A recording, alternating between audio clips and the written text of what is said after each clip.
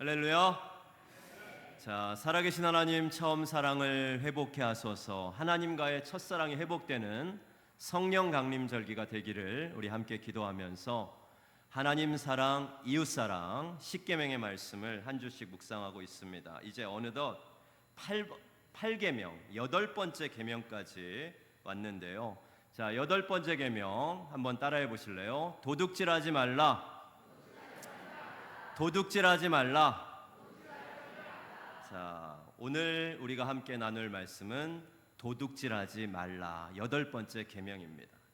5계명부터 시작된 이 이웃사랑의 6계명 중에 4번째 계명입니다. 오늘도 이 말씀을 묵상하면서 내 이웃을 내 몸과 같이 사랑하라. 사랑의 실천으로 가득한 우리 성암교회가 되기를 주님의 이름으로 간절히 축원합니다. 자, 옛날 조선시대 무척이나 가난한 선비 한 사람이 살고 있었습니다. 하루는 이 선비가 너무 배가 고픈 나머지 무슨 수가 없을까 생각하면서 무작정 시장에 나갔습니다. 시장에 가니까 먹을 것이 천지인데 돈은 없고 배는 고프고 그렇다고 선비체면에 슬쩍 도둑질할 수도 없었습니다.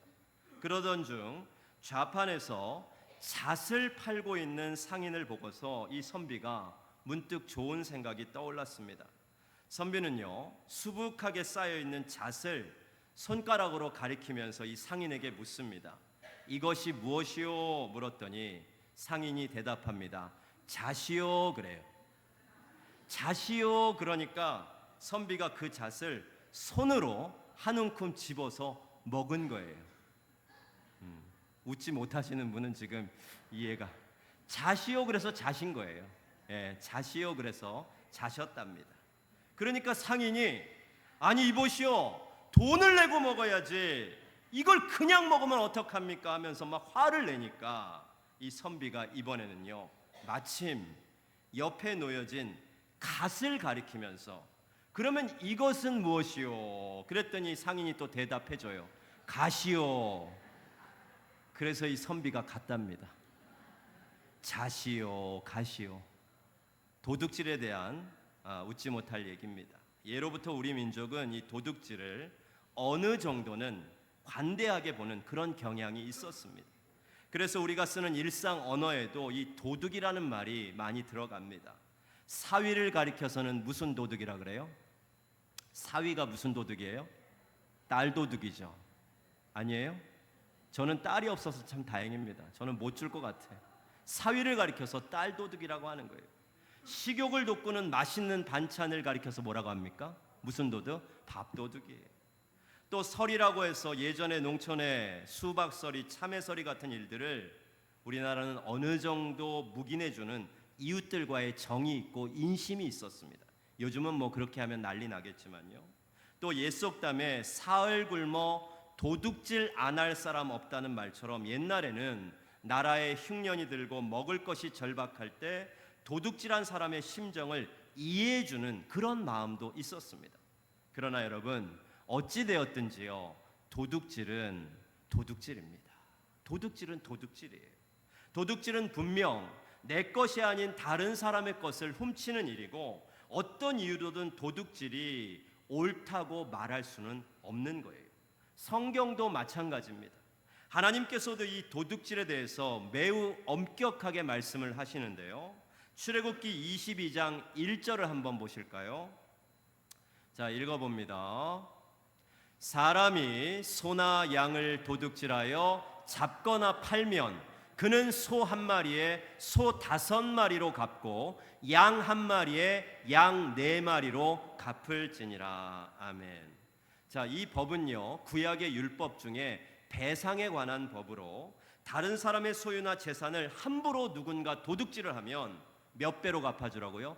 4배나 5배로 갚아야 될 정도로 도둑질에 대한 규정은 구약시대부터 매우 엄격했습니다. 우리가 지금 10계명을 차례대로 보고 있는데 사람과 사람 사이에 지켜야 될 계명 6계명이 뭐죠? 살인하지 말라. 그리고 7계명 뭐였습니까? 간음하지 말라. 살인하지 말라, 간음하지 말라 다음에 오늘 도둑질하지 말라를 말씀하신 것만 봐도 이 계명의 무게를 우리가 짐작할 수 있습니다. 자, 그러면 하나님께서는 왜 도둑질하지 말라는 명령을 반드시 지켜야 될 계명으로 이 십계명 안에 두셨을까? 왜 이렇게 이 계명을 중요하게 말씀하셨을까? 이는요, 도둑질이 사람과 사람 사이의 문제로만 끝나지 않기 때문에 그렇습니다. 이 도둑질은요, 단순히 상대방의 소유나 재산을 훔치는 것만의 문제가 아니기 때문에 하나님께서 이 도둑질하지 말라는 계명을 중요하게 다루시는 거예요. 여러분, 도둑질하지 말라, 하나님께서 이 계명을 이스라엘 백성들에게 처음 주실 때 이 백성들이 어디 있었습니까? 광야에 있었습니다. 그때는 아직 어디 정착할 때가 아니고 이제 막 애굽에서 나왔을 때였어요. 광야에 있을 때입니다.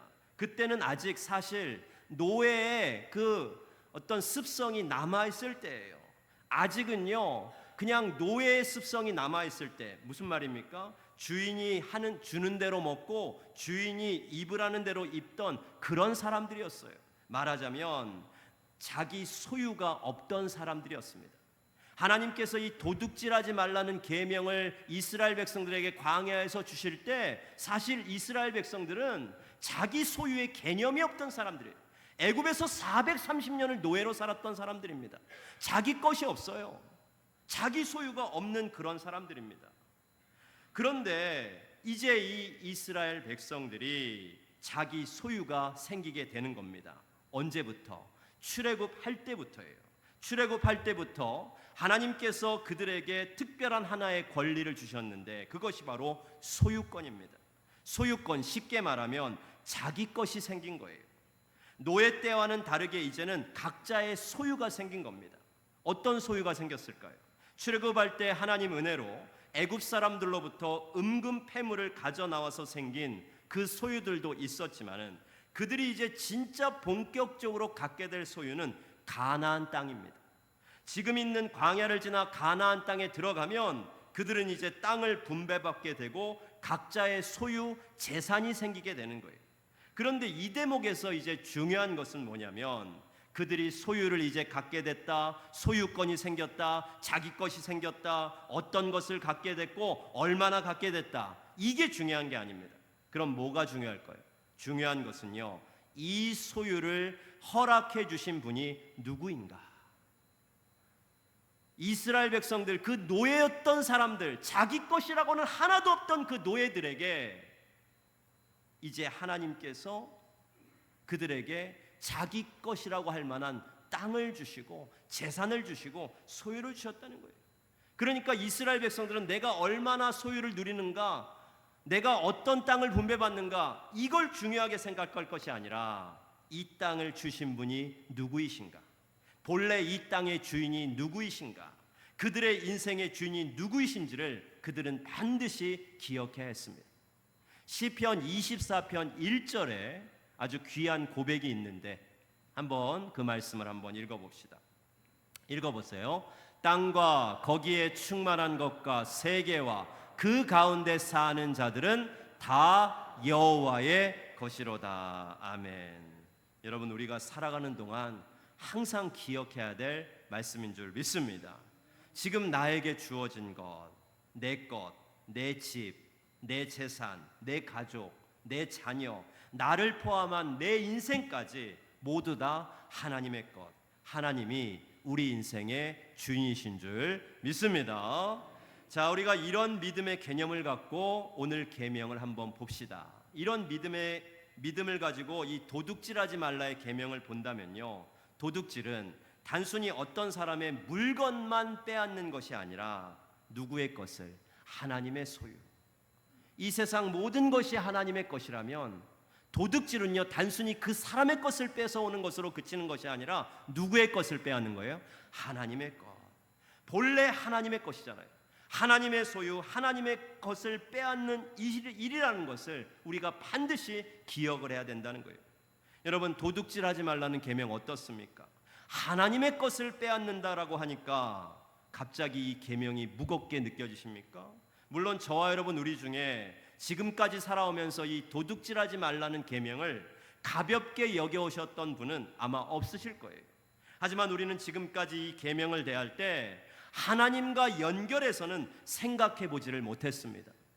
분명히 이게 십계명인 줄 알고 하나님께서 주신 명령인 줄 알면서도 도둑질하지 말라는 계명을 생각할 때 하나님을 생각을 못했다는 거예요.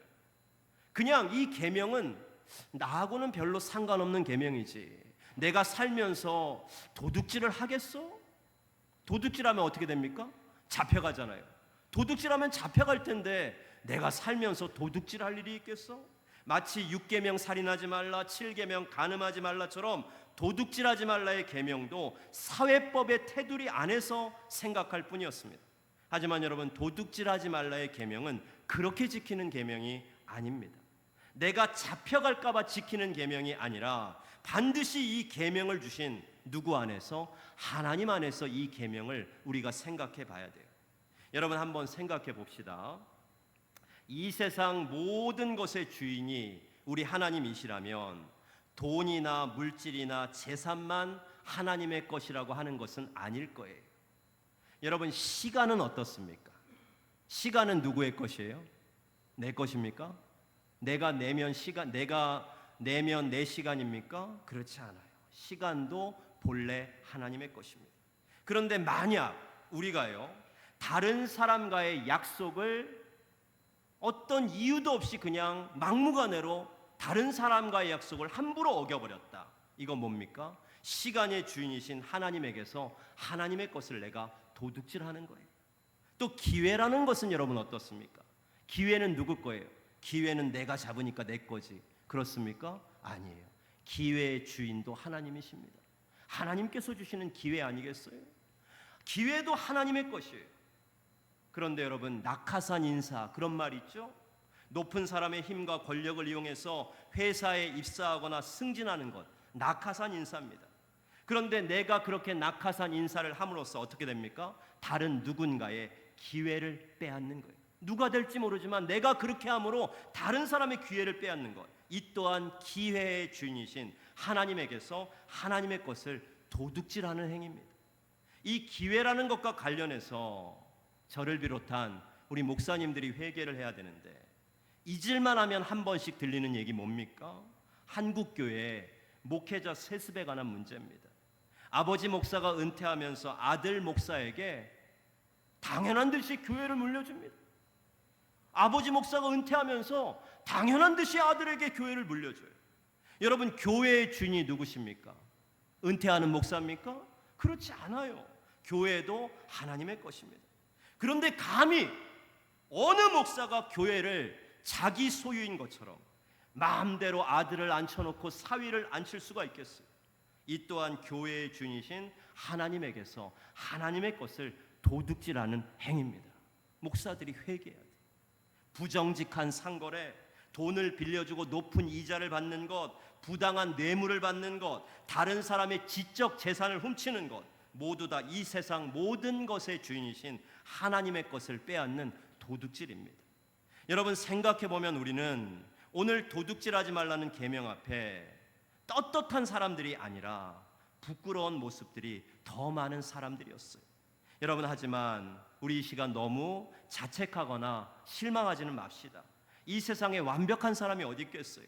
우리는 다 그렇게 부족하고 연약한 인생들, 하나님도 그걸 잘 알고 계십니다. 우리가 얼마나 부족하고 연약한지 잘 아시기 때문에 이 십계명을 주셨을 때 이스라엘 백성들, 또 오늘을 사는 우리가 이 계명을 아주 완벽하게 지킬 것이라고 하나님은 그렇게 기대 안 하셨어요. 그러나 하나님께서 우리에게 기대하시는 바가 있습니다. 그게 뭡니까? 완벽하지는 못할지라도 하나님 앞에서 부끄럽지는 않아야 된다는 거예요.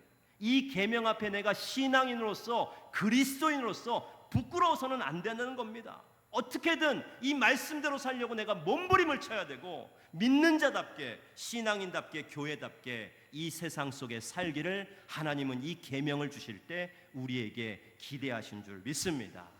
이 하나님의 마음을 우리가 헤아리면서 오늘 이 도둑질하지 말라는 계명 앞에 우리 인생의 참 주인이신 하나님만 기억하며 다시 한번 바른 믿음 세울 수 있는 저와 여러분이 되시기를 주님의 이름으로 간절히 축원합니다. 자, 그러면 어떻게 하면 우리가 이 하나님 앞에서 이 도둑질하지 말라는 계명을 부끄럽지 않은 모습으로 잘 지킬 수가 있을까? 오늘도 이 계명의 10계명인 주제인 사랑을 한번 우리가 담아 봅시다. 그게 방법이에요. 하나님 앞에서 이 계명을 부끄럽지 않게 지키는 방법. 10계명 주제인 사랑. 10계명 중에 4장이잖아요. 이 8계명에도 사랑을 한번 담아 봅시다. 그냥 도둑질만 하지 말아야지가 아니라 내 이웃을 내 몸과 같이 사랑해야지 하는 마음으로 적극적으로 이 계명을 한번 지켜봅시다. 여러분, 도둑질하다 이 말의 반대말이 뭡니까?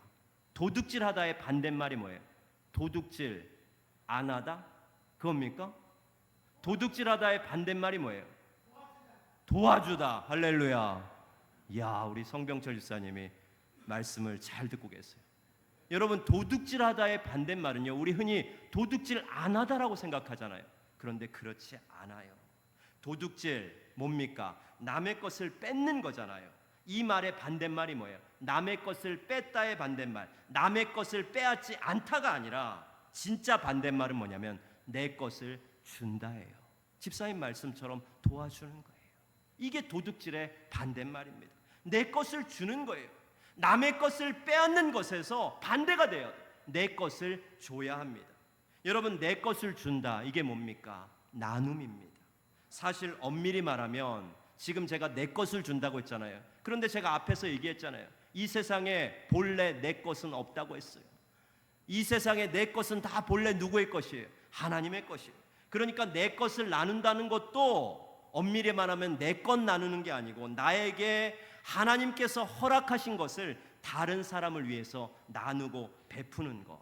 이것이 오늘 8계명을 잘 지킬 수 있는 가장 좋은 방법인 줄 믿습니다. 누가복음 16장에 보면 우리 예수님께서 들려주신 아주 유명한 얘기 하나가 나오는데 여러분들도 너무 잘 아시는 얘기예요. 바로 부자와 거지 나사로 얘기입니다. 부자와 거지 얘기. 이 두 사람 완전히 극과 극의 사람을 상징하는 얘기인데 먼저 이 부자의 모습을요, 성경은 이렇게 기록을 하고 있어요. 자, 누가복음 16장 19절 한번 보여주실래요? 자, 읽어봅니다. 한 부자가 있어 자색옷과 고운 베옷을 입고 날마다 호화롭게 즐기더라. 아멘. 자, 성경은 부자를 표현하기를 뭐라고 했냐면 자색옷과 고운 베옷을 입고 날마다, 어쩌다 한 번이 아니고요, 매일같이 호화롭게 즐기는 사람이에요.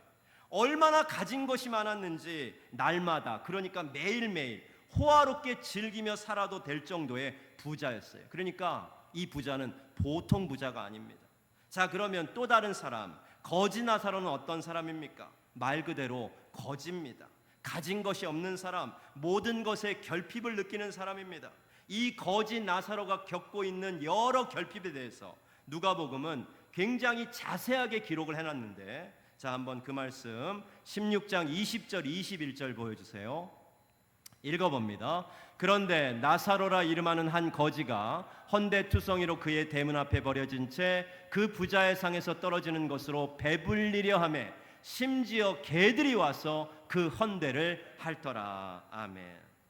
지금 이 거지의 상황을 성경이 이렇게 아주 구체적으로 기록을 해놨는데, 먼저 헌데투성이랍니다. 지금 이 거지 나사로의 몸 상태가 그렇다는 거예요. 몸의 살이 다 헐었습니다. 피부가 헐어서 성한 곳이 없어요. 헌데투성이, 이 말은 거지 나사로가 건강과 치료에 결핍을 겪고 있었다는 얘기예요. 또 그의 대문 앞에 버려진 채, 거지 나사로가 부자의 집 대문 앞에 버려져 있었다는 말은요, 주거의 결핍을 의미하고, 부자의 상에서 떨어지는 것으로 배불리려 했다는 것은 음식의 결핍을 의미합니다. 심지어는요, 개들이 와서 이 거지 나사로의 헌데를 핥더라. 이 말은 돌봄의 결핍을 의미합니다. 다시 말해 이 거지는요, 인간 삶의 기본 요소인 의식주의 문제는 물론이거니와 건강의 문제, 사람과의 관계의 문제까지 인간이 살아가는 데 필요한 모든 것에 결핍이 있었던 사람임을 성경은 보여주고 있어요. 자, 한 사람은 모든 것이 풍족하다 못해 차고 넘치는 사람, 그런데 또 한 사람은 모든 것이 부족하다 못해서 결핍이 있는 사람, 완전히 극과 극의 두 사람입니다. 이렇게 두 사람의 상황에 대해서 예수님은 말씀하신 후에 갑자기 이야기가 어떻게 전환이 되냐면 두 사람의 죽음 얘기로 갑자기 바뀝니다. 특별히 다른 설명이 없어요. 갑자기 이 부자도 죽고 거지도 죽습니다. 그런데 성경을 보면 이 부자와 거지가 갑자기 죽었는데 왜 죽었는지에 대한 설명이 없어요. 그냥 갑자기 죽어요. 하지만 두 사람이 죽어서 어디에 갔는지에 대한 설명은 성경에 기록되어 있습니다. 어디에 갔습니까? 먼저 거지 나사로는 죽어서 천국에 갔다고 하고, 반면에 부자는 죽어서 어디에 갔다 그럽니까? 부자는 죽어서 지옥에 갔다는 거예요. 여러분, 왜 거지 나사로는 천국에 갔고 부자는 지옥에 간 겁니까? 왜 그런 거예요? 거지는 무조건 천국 가고 부자는 무조건 지옥 가는 겁니까? 사실 이 누가복음 성경 본문을 보면요, 왜 그렇게 됐는지에 대한 설명이 없어요. 왜 그렇게 되어진 설명이 없습니다. 거지 나사로는 왜 천국에 갔나? 그가 무슨 선한 일을 많이 했다든지 하나님에 대한 믿음이 출중했다든지 좋았다든지 뭐 이런 얘기가 전혀 없다니까요. 따라서 나사로가 죽은 후에 천국 갔다는 것은 오직 하나님의 은혜로밖에는 설명할 길이 없습니다. 그러면 반대로 부자는 왜 지옥에 간 겁니까? 이것도 성경만 봐서는 특별한 설명이 없어요. 성경 얘기만 봐서는 부자가 뭔 크게 나쁜 일을 했다 이런 것이 없습니다. 그럼 혹시 이 부자가 부자였기 때문에 지옥에 간 걸까? 여러분, 부자는 무조건 지옥에 갑니까? 그렇지 않아요. 왜 부자가 지옥 갑니까? 만약 부자가 부자이기 때문에 지옥 갔다면 이 세상 부자들 다 어떡합니까? 큰일 날 일이죠. 그래서 이것도 아닙니다. 그러면 부자는 왜 지옥에 갔을까?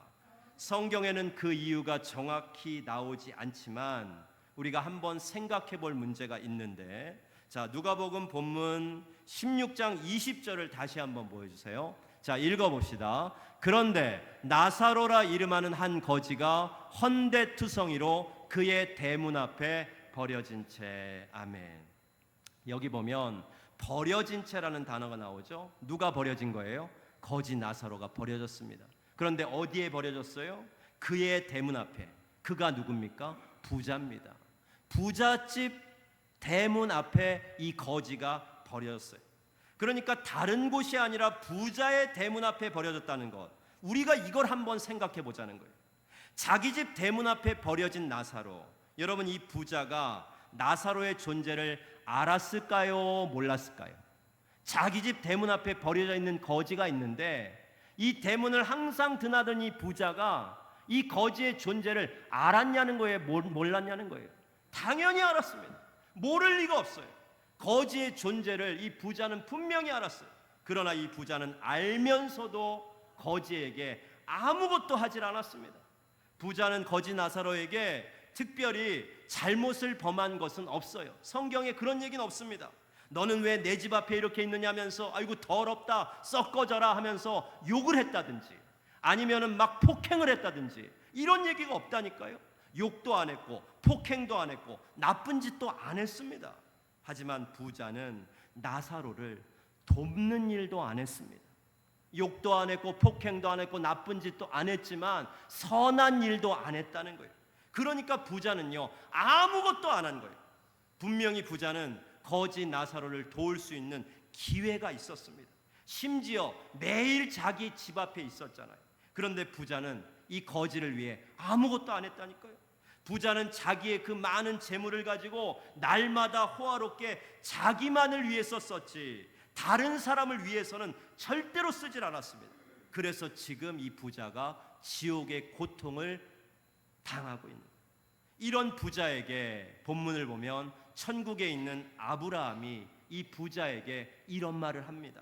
누가복음 16장 25절 한번 보여주세요. 읽어봅니다.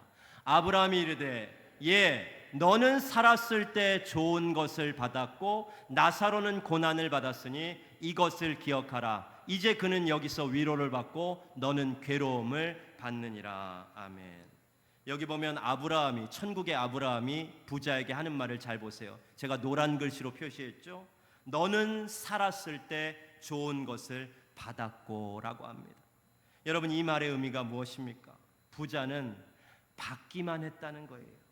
받기만 하고 뭐가 없었어요? 나오는 것이 없었다는 겁니다. 받기만 하고 나오는 것이 없는 그런 삶을 살았어요. 그렇게 풍족하게 차고 넘치도록 매일매일 호화롭게 살 정도로 좋은 것을 하나님께로부터 그렇게 많이 받았는데 이 부자에게서는 아무것도 나온 것이 없었습니다. 여러분, 이 부자와 거지 나사로 얘기, 우리가 너무 잘 아는 얘기인데 오늘 도둑질하지 말라는 하나님의 말씀 앞에서 이 얘기를 우리가 새롭게 한번 곱씹어 봤으면 좋겠습니다. 우리도 혹시 이 부자처럼 받기만 했지 나오는 것이 없는 삶을 살아가고 있지는 않았는지요? 우리에게 영적인 지혜를 가르쳐주는 지혜의 책이라고 하는 우리 전도서, 구약성경의 전도서 말씀을 보면 이런 말씀이 있어요. 전도서 11장 1절 말씀을 보면 진정한 나눔에 대해서 우리에게 이런 권면을 줍니다. 자, 한번 보여주세요. 읽어봅니다. 너는 내 떡을 물 위에 던져라. 여러 날 후에 도로 찾으리라. 아멘. 자, 여러분, 이게 무슨 말입니까? 이게 지금 맞는 말 맞아요? 이게 지금 맞는 얘기입니까? 너는 너의 떡을 어디다 던지라고요? 물 위에다 던져라. 그런데 어떻게 된다고요? 여러 날 후에 도로 찾으리라. 여러분, 이거 틀린 말 아닙니까? 여러분, 한번 생각해 보세요. 여러분이 떡 한 덩이를 흐르는 강물에다가 던져버렸어요. 강물에다 던져버렸습니다.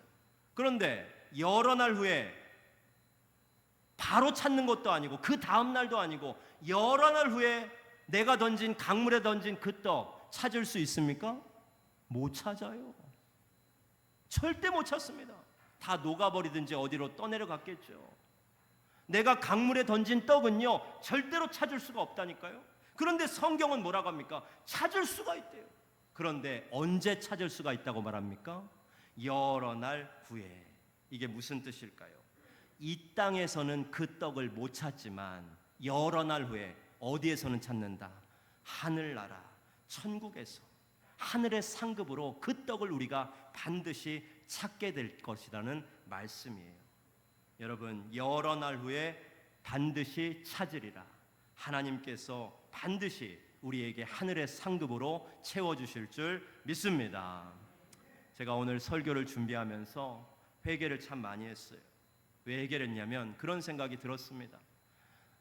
도둑질하지 말라는 계명을 사랑을 담아서 나누고 베풀자라는 계명으로 지켜야 되는데 설교를 준비하는 목사가 제가 생각을 해보니까 우리 성암교회에서 제가 이 나눔을 제일 못하는 사람이 아니었나 그런 생각을 해봤습니다. 목사가 나누는 걸 제일 못하는 사람 아닌가 그런 생각을 해봤어요. 왜 그렇게 못하는가 생각을 해보면 목사는 늘 대접을 받잖아요. 늘 여러분들에게 사랑을 받고 또 대접을 받고 나눔을 받고 베품 받는 그런 사람입니다. 저는요 또 특별히 조건이 안 좋은 게 뭔 줄 아세요? 저는 어려서부터 그랬어요. 목회자이신 아버지 따라서 계속 이제 그냥 교회에서 살았거든요. 저는요 예전에는 새벽송 있었잖아요. 요즘은 사라졌지만 새벽송 끝나면 아주 그냥 너무 좋아. 왜냐면은요 새벽송 들고 그 과자 보따리 있잖아요. 그게 우리 집으로 들어오는데 저는 그게 당연한 건 줄 알았어요. 다른 친구들보다 제가 훨씬 더 많이 받았다네. 물론 앞에서는 그렇게 안 했지만 선생님들이 집사님들이 몰래 저를 더 챙겨줬어요. 근데 그게 당연한 줄 알았어요. 제 조건이 안 좋다니까요. 늘 대접만 받고 성김만 받고 사랑만 받아오고 그렇게 자랐기 때문에 그런데 또 목사가 되고 나니까 또 그렇게 사랑받고 섬김받고 대접받아요. 제가 제일 나눔을 못한다니까요. 그런데 그렇게 대접을 많이 받아 보니까 제가 깨닫는 것이 하나 있어요. 참 이것이 귀한 것이구나. 그리고 정말 그렇게 섬김을 잘하시고 나눔을 잘하시는 분들이 하나님의 놀라운 축복을 많이 받는 것도 제가 지금까지 목회를 하면서 또 어려서부터 지금까지 많이 봐왔습니다. 그래서 제 마음에 어느 순간 그런 깨달음이 와요. 내가 이렇게 목회하다가는 내가 제일 하늘의 복을 못 받겠구나. 분명히 여러 날 후에 도로 찾는다고 하나님 말씀하셨는데 나는 여러 날 후에 도로 찾을 것이 없겠구나.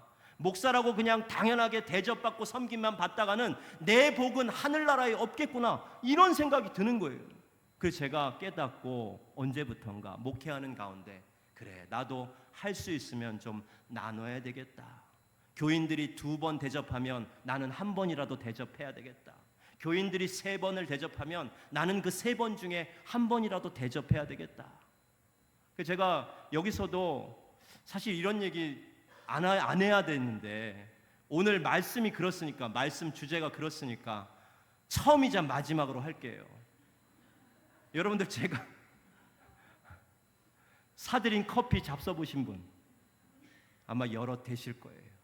여러분들이 물론 그것조차도 못하게 한다니까요. 신방 끝나고 나면 여러분들이 또 맛있는 식사도 사주셔. 그러면은 제가 커피는 제가 대접할 거야 해도 절대로 지갑도 못 열게 한다니까요. 그런데 어떻게든 그래도 다음번에는 1번이라도. 그래서 제가 이런 얘기 여러분들에게 많이 했어. 저도 복 받을 기회 좀 주세요. 저도 복 받을 기회 좀 달라니까요. 이러면서까지 제가 여러분들 커피라도 사드리고, 제가 우리 청년들에게 정말, 우리 청년들도 여기 있어 미안하지만 그 커피 쿠폰도 많이 보냈습니다. 애들 생일이면 보내고 시험 기간이면 보내고. 제가 지난주에 금요일 날 말복이었잖아요. 제가 어떤 분에게 치킨 보내드렸어. 자랑하는 거. 이렇게 얘기하면 또, 야, 목사님은 나한테 치킨도 안 보내주고 누구한테 보낸 거야? 보낼 만한 사람한테 보냈어요. 여러분, 그게 제 기쁨이에요. 제가 수지 맞는, 그 사람이 수지 맞는 게 아니라니까요. 여러 날 후에 도로 찾는 거예요. 그런 의미에서 제가 오늘 남신도 야유회에도 수박 찬조했어요. 남신도도 박수 칠 일이 아니고 오늘 말씀이 이렇다 보니까 은혜가 될 줄 믿고 드리는 거예요. 제가 언제 이런 게 생색을 한 번이라도 내봤습니까? 절대 그렇지 않다니까요. 여러분, 나누는 것은요, 나에게 유익이고 나에게 기쁨이, 해보셔서 아실 거예요. 여러 날 후에 도로 찾는다니까요. 여러분, 오늘 도둑질하지 말라는 계명을 우리 도둑질만 하지 말아야지 이렇게 수동적으로 지키지 말고 내가 더 사랑하고 나누고 베풀어야지. 본래 내 것도 아닌데 하나님께서 주신 것 내가 더 나누며 사랑하며 살아야지. 이것이 오늘 8계명을 가장 잘 지킬 수 있는 방법인 줄 믿습니다. 이제 말씀을 마치면서 사도 바울이 에베소서를 통해 우리에게 준 귀한 권면이 있어요. 자, 이 권면을 읽고 마칠게요. 에베소서 4장 28절 읽어보세요. 도둑질하는 자는 다시 도둑질하지 말고 돌이켜 가난한 자에게 구제할 수 있도록 자기 손으로 수고하여 선한 일을 하라. 아멘. 다른 사람을 위해서 구제하고 나누며 선한 일을 하는 것, 결국 이웃사랑의 실천이며 도둑질하지 말라는 계명을 적극적으로 지키는 좋은 방법입니다. 도둑질하지 말라, 이웃을 사랑하는 마음으로 나누고 베푸는 삶, 하나님께서 기뻐하시는 하늘의 열매를 맺는 저와 여러분, 우리 성함 가족들이 되시기를 주님의 이름으로 간절히 축원합니다. 기도하겠습니다.